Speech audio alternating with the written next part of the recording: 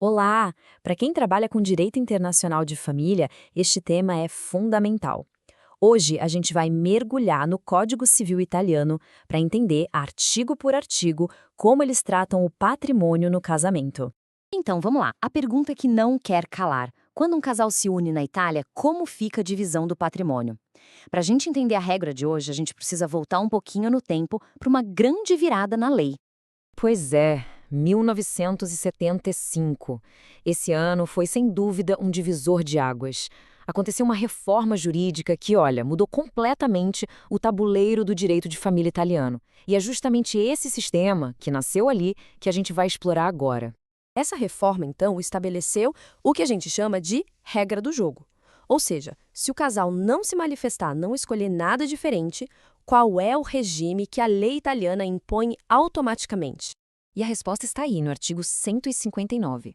A regra é a comunione di beni, ou seja, a nossa conhecida comunhão de bens. Desde 20 de setembro de 1975, a lei presume que tudo que for adquirido durante o casamento é dos dois. Esse é o ponto de partida para qualquer discussão sobre partilha, viu?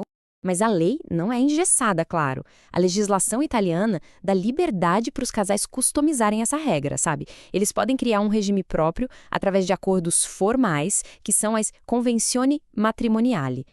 E olha que interessante a formalidade que o sistema italiano exige. O artigo 162 é muito claro, e essa citação mostra bem. Esses acordos têm que ser feitos por ato público, senão são nulos. Para a gente aqui no Brasil, é o equivalente a uma escritura pública, feita em cartório. Sem isso, não vale nada.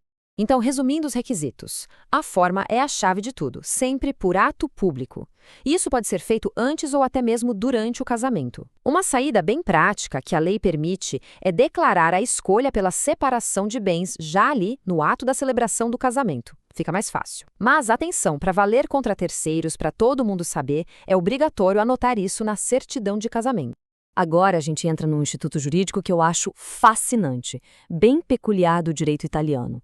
Ele funciona como um verdadeiro escudo para proteger o patrimônio da família. Estou falando do Fondo Patrimoniale. O artigo 167 explica o que é isso. Basicamente, é um conjunto de bens específicos, pode ser a casa da família, um carro, títulos, que são, digamos, separados do resto do patrimônio. O objetivo? Garantir o sustento e as necessidades da família. E o mais interessante é como esse fundo funciona, na prática, como um escudo. Pensa comigo, um dos cônjuges faz uma dívida enorme para comprar, sei lá, um carro esportivo de luxo, algo que claramente não é uma necessidade da família. Se a casa onde eles moram estiver nesse fundo patrimonial, o credor dessa dívida específica não pode penhorar a casa. É uma proteção muito forte, que dura até o fim do casamento ou, se tiver filhos, até o último deles se tornar maior de idade. Bem pensado. Beleza, agora vamos para o coração do regime padrão.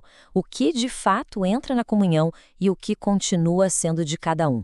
Entender essa divisão é crucial, seja para um planejamento patrimonial ou numa eventual disputa. O Código Civil italiano é bem didático nisso. Ele desenha uma linha bem clara. De um lado, o artigo 177 diz o que é bem comum, o que entra na partilha. Do outro, o artigo 179 especifica o que é bem pessoal e, portanto, fica de fora. Então, o que compõe esse patrimônio comum? A regra geral é: tudo que foi comprado durante o casamento, não importa em nome de quem está registrado. Mas olha, um ponto que sempre gera dúvida e merece atenção: os frutos dos bens particulares de cada um, como aluguéis e até os salários que não foram gastos até o momento da dissolução, tudo isso entra na conta para ser dividido. É um detalhe importante. Do outro lado da moeda, a lei protege o que é pessoal, coisas que cada um já tinha antes de se casar, o que foi recebido por herança ou doação, itens de uso pessoal, instrumentos de trabalho, tudo isso é de propriedade exclusiva. Mas tem uma pegadinha.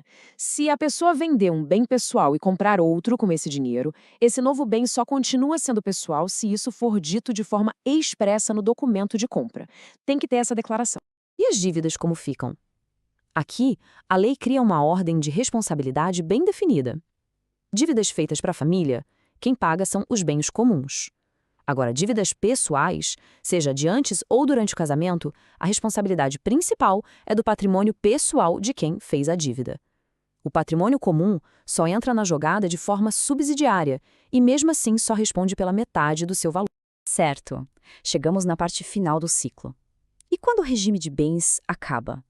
A lei italiana é bem objetiva sobre os eventos que causam essa dissolução. O artigo 191 lista essas causas. E elas são bem diretas, como a gente pode ver. A morte de um dos cônjuges, o divórcio, a separação. Ou mesmo um acordo para mudar o regime. E até a falência de um deles. Qualquer um desses acontecimentos já é o gatilho para o início do processo de divisão. E uma vez que o regime acaba, como é feita a divisão? Bom, o princípio é simples e está no artigo 194. Igualdade. Tanto os ativos quanto os passivos, ou seja, bens e dívidas do patrimônio comum, são repartidos em partes iguais, meio a meio, 50% para cada um, sem complicação. E tudo isso nos traz a uma reflexão final, que é crucial para quem atua na advocacia internacional aqui no Brasil. Conhecer a fundo a lei italiana é o primeiro passo, claro, mas o grande desafio é fazer essas regras dialogarem com as nossas. Como a comunione dei beni italiana se relaciona com a nossa comunhão parcial de bens num divórcio que acontece entre os dois países? Fica aí a provocação para a prática do dia a dia. Bom, pessoal, muito obrigada pela atenção. Se este material foi útil, fica o convite para se inscrever no canal e ativar as notificações. Assim não se perde nenhuma das próximas análises.